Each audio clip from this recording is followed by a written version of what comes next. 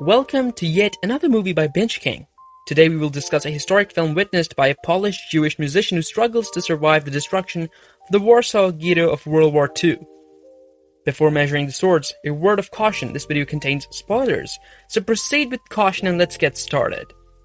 The Pianist. The movie's pure curtains depict Warsaw in 1939, where everything was fine and everyone was living in peace.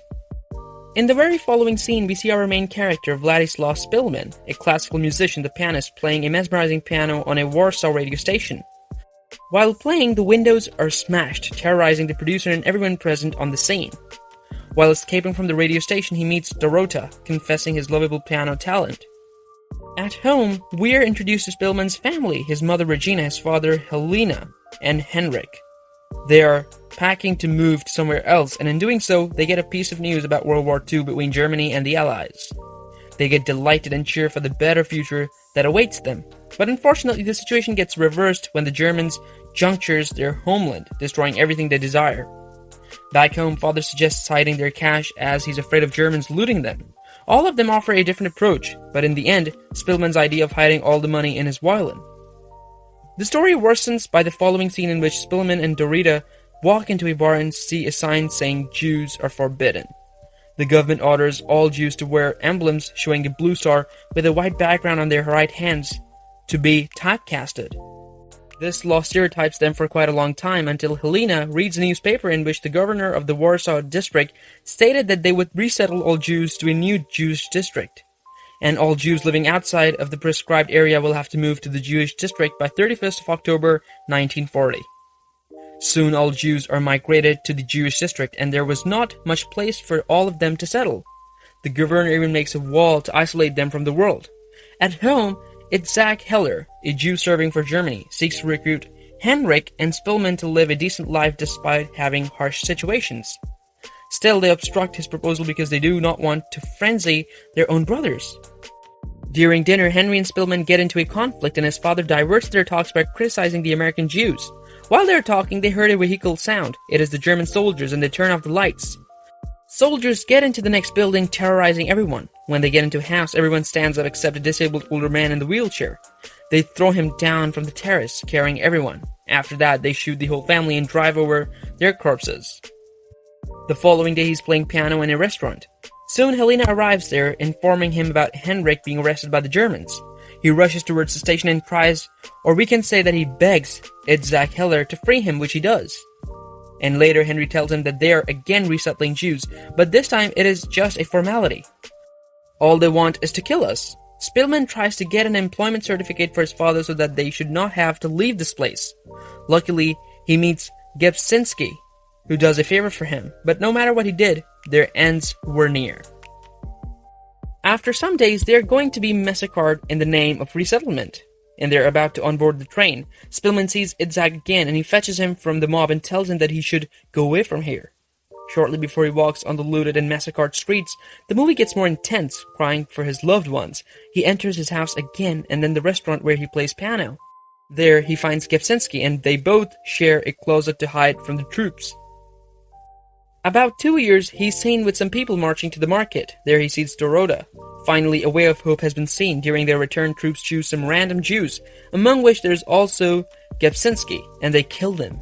The following day, as he's working as labor to make walls for isolating Jews from others, we are introduced to Majorek, who is empowered in independent paragons. After lunch, he gets slipped after seeing many army helicopters flying over his head. He gets beaten by one of the troops. Poor Szpilman, bad life starts with this instant second. At night, he plans to cooperate with Majorek so he can get himself free from this hell. They both start doing outlaw things, like when they go for purchasing potatoes from the market outside the wall, they return with pistols in the potato bags and with some other food items to make money from them. One day, as he put off his emblems and succeeds in escaping the Jewish district. At night, he rushes to Dorita. She hugs him without saying anything. Perhaps she did not expect that Szpilman has survived this intense era of killings and massacres.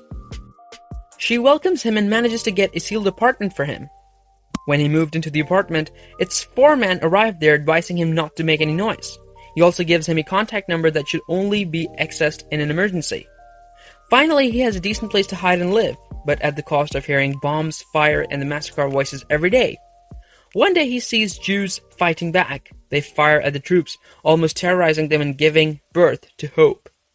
After the incident took place, troops got more alerted, and one day as he was searching for food, some plates from the kitchen cupboard fell, alerting the neighbors that someone is hiding in the apartment.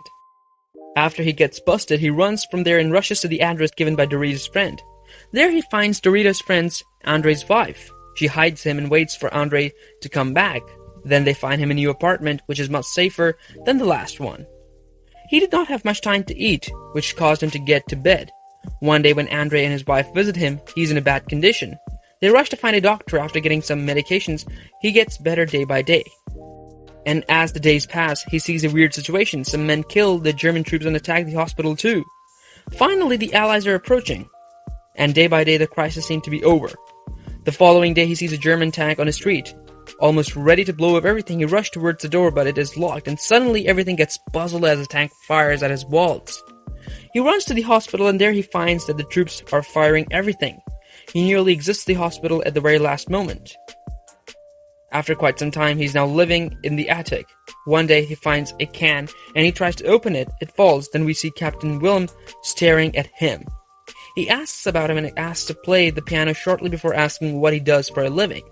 After he finishes playing, Captain asks him whether he has something to eat or not, and leaves. The next day, the captain approaches him and gives him something to eat. They have made a special kind of bond, which is beyond any caste and war.